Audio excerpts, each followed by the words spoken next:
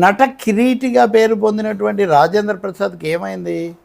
తన నటనతో, హాస్యంతో, చమత్కారాలతో ఆబాలగోపాలాన్ని అలరించినటువంటి ఈ మంచి నటుడు ఎందుకు అభ్యంతరకరమైనటువంటి, కొన్నిసార్లు అసహ్యకరమైనటువంటి మాటలు మాట్లాడుతూ ఉన్నారు? ఎక్కడ ఆయన ఆ సమతుల్యత, ఆ స్థిమితం ఎందుకు కోల్పోయారు?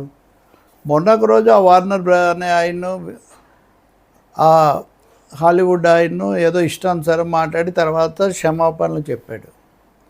అంతకుముందు కూడా మాట్లాడారు.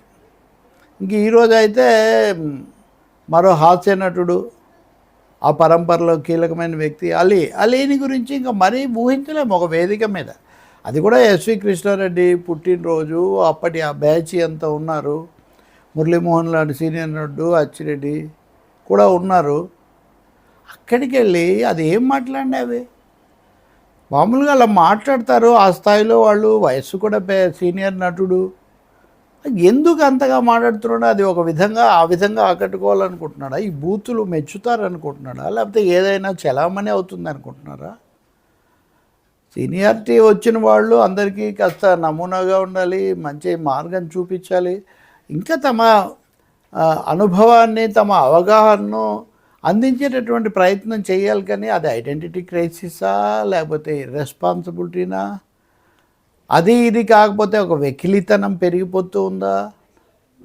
ఈ సందేహాలన్నీ కూడా కలుగుతాయి. ఎందుకంటే పివి నరసింహారావు ఎప్పుడు ముభావంగా ఉండే మాజీ ప్రధానమంత్రి, ఆయన కూడా నేను రాజేంద్ర ప్రసాద్ సినిమాలు చూస్తాను అని చెప్పారు. ఇంకా నాలాంటి వాళ్ళకైతే ఆయన సినిమాలన్నీ కంఠపాఠం.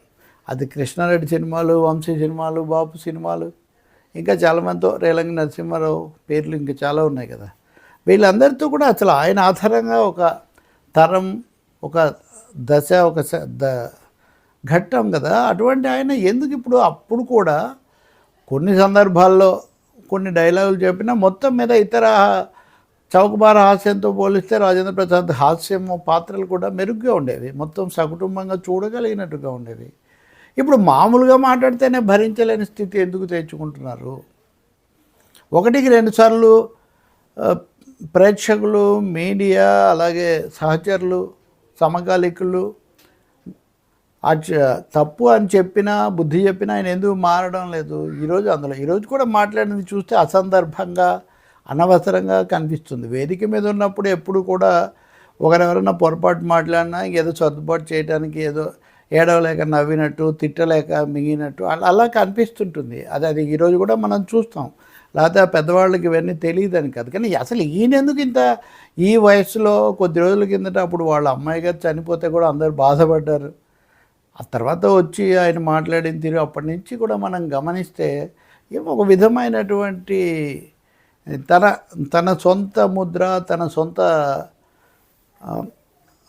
ఏది ఒక సీనియారిటీకి తగినటువంటి శైలిని ఆయన కోల్పోతున్నారు. వీటితో ఎవరు ఆకట్టుకోరండి. బూతులు మాట్లాడితే, అసభ్య పదజాలం వాడితే, ఇతరులను తక్కువ చేస్తే అదేదో చనువు, స్నేహం, లేదా ఇంకొకటైనా పేరు పెడితే అది కుదరదు. గతంలో మనం చూసాం కదా, చాలామంది. మొన్న ఒక దర్శకుడు అక్కడెక్కడో మాట్లాడాడు ఆ అమ్మాయిని గురించి, ఆ తర్వాత చెంపలేసుకున్నాడు కదా. అలాగే చచ్చిపోయిన ఒక నటుడు కూడా ఇలాగే మాట్లాడాడు కదా వేదిక మీద. షాక్ అయిపోతారు ఒక్కసారిగా. షాక్ అయిపోవటము, ప్రోగ్రామ్ ఏమో రసాభాస కాకుండా చూసుకోవటము, పరువు కాపాడుకోవటం, ఇదంతా ఒక పెద్ద చైన్ ఎఫెక్ట్ అనమాట. రాజేంద్ర ప్రసాద్ చేసింది ఏం బాగాలేదు. అందులో అక్కడ కూడా మళ్ళీ వేదిక మీద ఉన్న వాళ్ళని గురించి కూడా అన్నాడు ఆయన. చెప్పాలి, మళ్ళీ ఏదో సారీ చెప్తారు, లేకపోతే ఏదో సమర్థించుకునే ప్రయత్నం చేస్తారు. ఇది ఎంత స్నేహం, చనువు అంటే బూతులు, ఒకరినొకరు తిట్టుకోవడమే అంటే మనం తప్పు మెసేజ్, తప్పు సందేశం ఇచ్చినట్టు అవుతుంది. స్నేహము, చనువు, ప్రేమ, అభిమానం, సాన్నిహిత్యం బూతులు లేకుండా కూడా చూపించవచ్చు.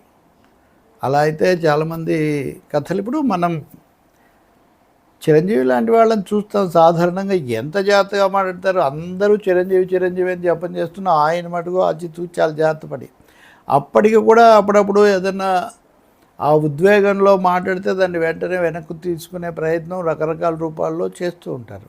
కానీ రాజేంద్ర ప్రసాద్ అదొక వరుస పెట్టి చేస్తున్నారు అంటే ఇదేం బాగాలేదు. ఆయన అభిమానించేవాళ్ళు, అభిమానించిన వాళ్ళు ఇంకోటి కూడా గుర్తించాలి. కొన్ని సీనియర్ క్యారెక్టర్స్కి ఆయన తీసుకుంటుండొచ్చు, ఆయన ఆ పాత్రలు బాగా చేస్తుండొచ్చు కూడా. దాని అర్థం ఏదో ఇంకా తప్పనిసరి అయిపోయి ఇంకా దాని చుట్టే తిరుగుతుంది. మొన్న ఎక్కడో చూశాను నేను. ఇప్పుడు నా చేతిలో 11 సినిమాలు ఉన్నాయి, 4 నడుస్తున్నాయి చెప్పారు. సంతోషం. మరి అన్ని సినిమాలు ఉండే అవన్నీ మిమ్మల్ని ఇప్పటికీ పరిశ్రమ మిమ్మల్ని గౌరవిస్తున్నప్పుడు, ప్రేక్షకులు ఆదరిస్తున్నప్పుడు మీరు సవ్యంగా ఉండాలి. కానీ ఇలా అపసవ్య భాషణలతో అసభ్య సందేశాలు ఇస్తే ఏమవుతుందండి? కొంపలు అంటుకుపోతాయని నేనేం చెప్పట్లేదు, ఒక పదం వాడినంత మంది. కానీ ఎందుకు వాడుతున్నారు? మీ అనుభవానికి, మీ స్థాయికి మీరు మాట్లాడాల్సింది ఇదేనా?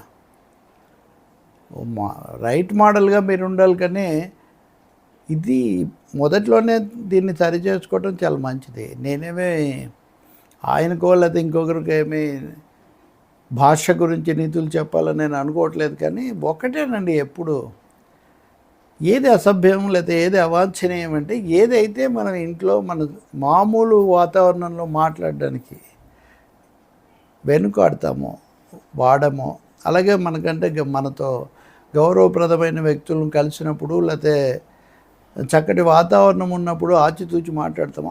అది సభ్య సమాధి. దానికి ఏం సెన్సారింగ్ ఉండదు, సెల్ఫ్ సెన్సారే. కానీ ఇక్కడ కోరికోర ఆయన సెన్సారింగ్ తీసేసుకొని రెచ్చిపోతున్నారు. ఇది మంచిది కాదు. రెచ్చిపోదాం బ్రదర్ అని అదేదో F2లో పాడినట్టుగా రెచ్చిపోతే, మరీ రెచ్చిపోతే అది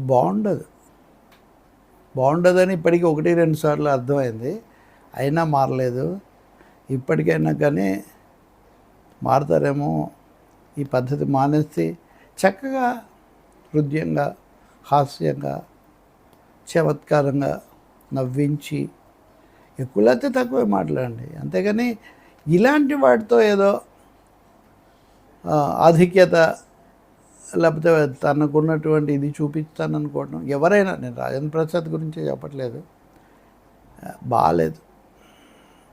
కొంచెం ఇబ్బందికరమైన సన్నివేశం ఆయన సృష్టించారు. ఆయన సినిమాలో చాలాసార్లు హీరో దొరికిపోయినప్పుడంతా ఎంబ్రాసింగ్ మూమెంట్స్ పెడుతుంటారు. ఇప్పుడు దాదాపు ఆయన వేదికనంతా, ఒక విధంగా పరిశ్రమనంతా సెలబ్రిటీలుగా ఉండి వచ్చి మాట్లాడే వాళ్ళకు కూడా ఇబ్బంది కలిగించే ఒక పరిస్థితి. Hope he corrects himself.